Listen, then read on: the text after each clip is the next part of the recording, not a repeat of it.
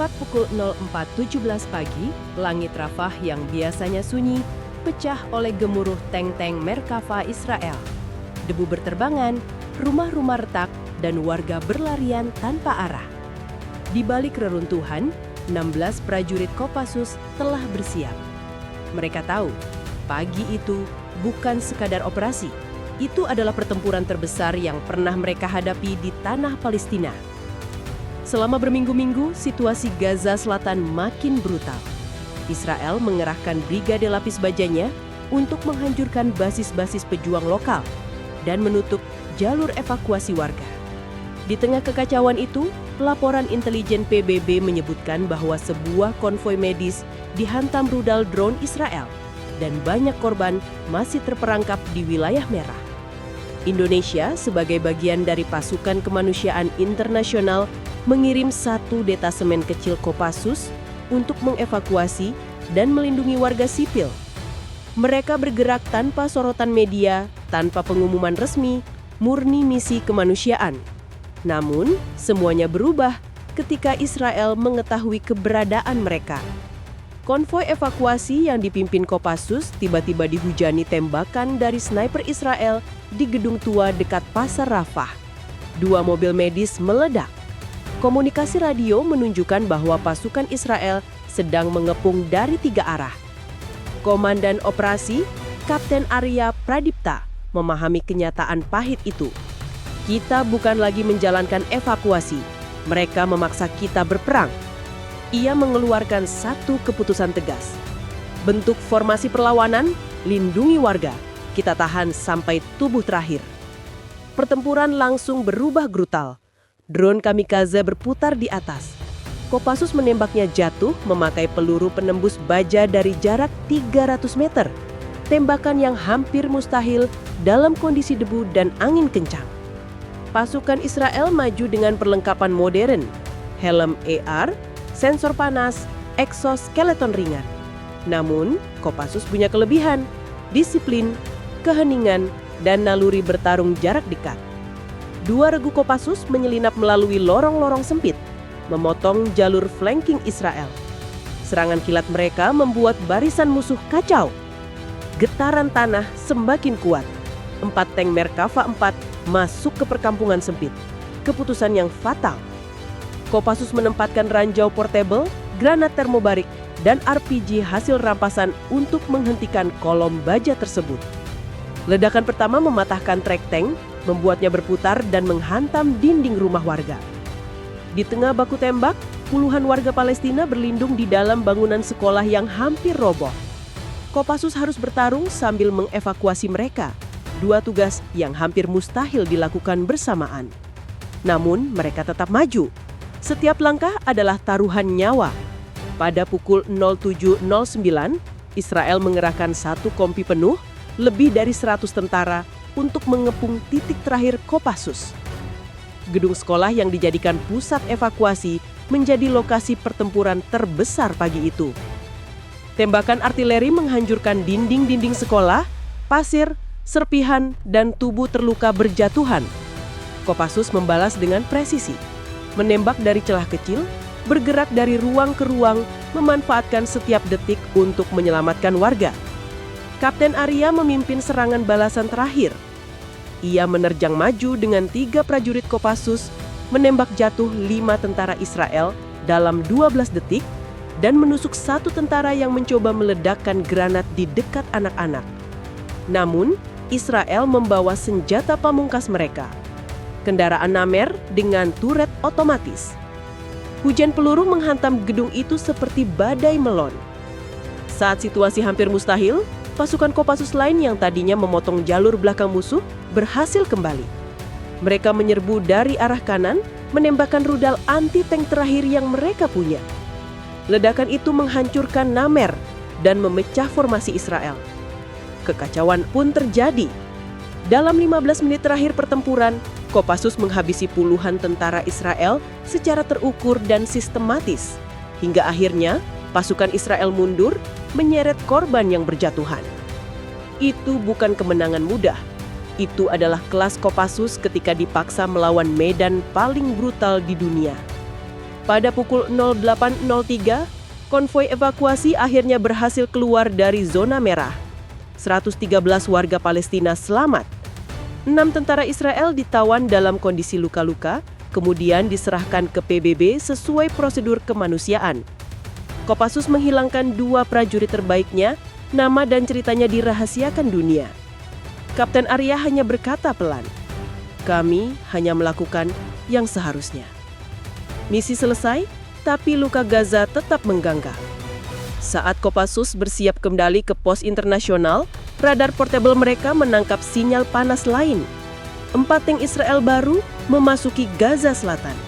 Tidak sendiri, mereka diiringi drone stealth generasi baru. Kapten Arya menatap pasukannya. Sepertinya perang belum selesai. Bersiap, kita akan kembali ke medan. Pertempuran terbesar baru saja dimulai. Langit Gaza mulai berubah dari jingga menuju biru pucat. Namun bagi Kopassus, tidak ada tanda pagi yang membawa ketenangan. Detik-detik setelah radar mereka menangkap panas mesin tank baru, seluruh suasana berubah mencekam. Bunyi mesin diesel berat terdengar dari kejauhan. Lambat, namun pasti. Kapten Arya memegang radio dan memberi aba-aba singkat. "Semua pasukan, lakukan regroup. Kita belum selesai." Pasukannya merapat. Mata mereka merah, wajah berdebu, seragam sobek. Namun sorotnya tetap tajam. Mereka baru saja selamat dari neraka dan kini harus masuk ke neraka berikutnya.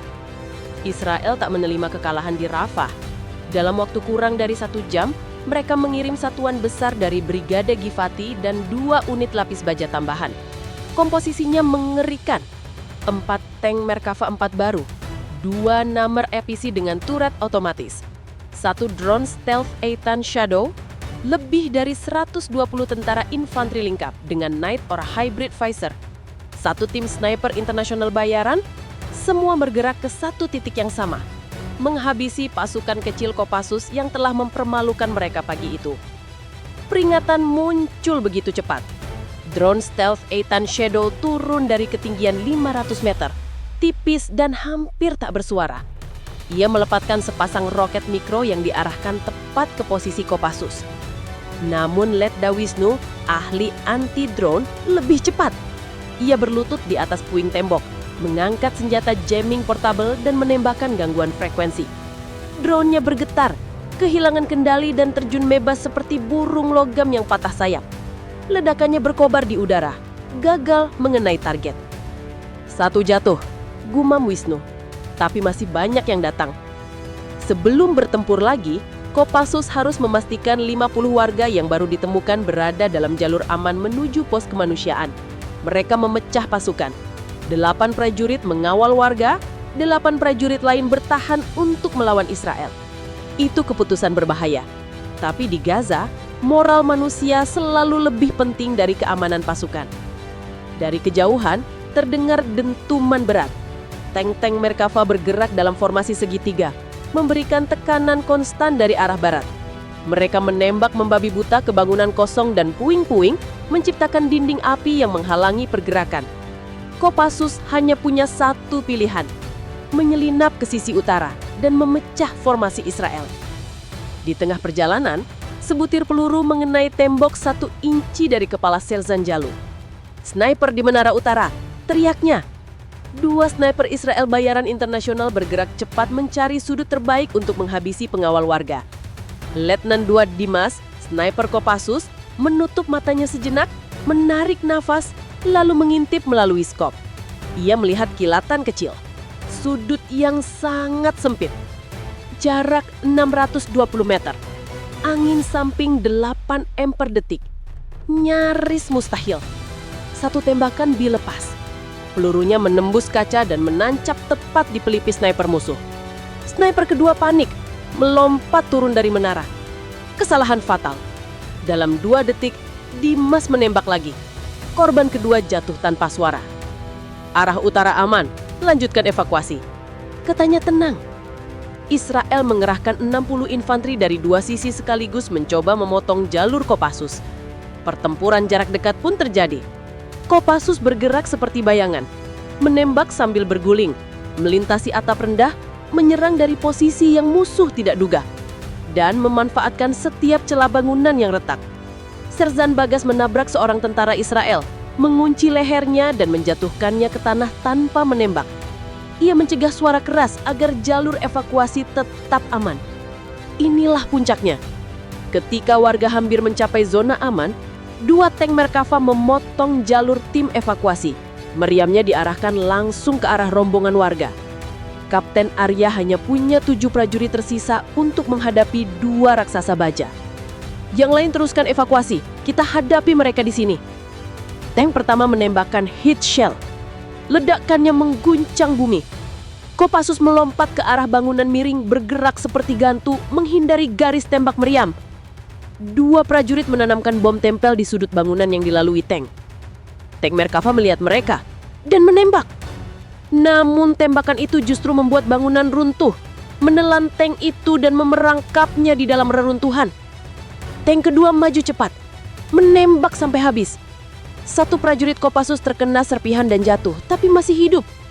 Kapten Arya mengangkat RPG portable dari bawah puing-puing, sisa perampasan pertempuran sebelumnya. Ia menembak.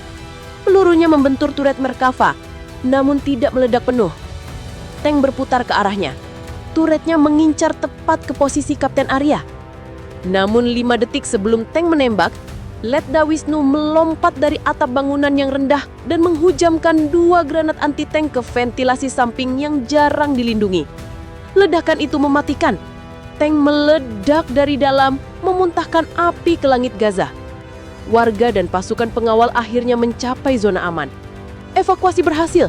Kopassus yang bertarung tinggal tersisa 8 orang. Letih, terluka, namun masih berdiri tegak. Pasukan Israel yang tersisa memilih mundur, meninggalkan puluhan korban di medan tempur. Di tengah debu yang mulai turun, Kapten Arya duduk bersandar pada puing-puing. Ini belum akhir, katanya pelan. Selama Gaza masih terbakar, kita belum selesai.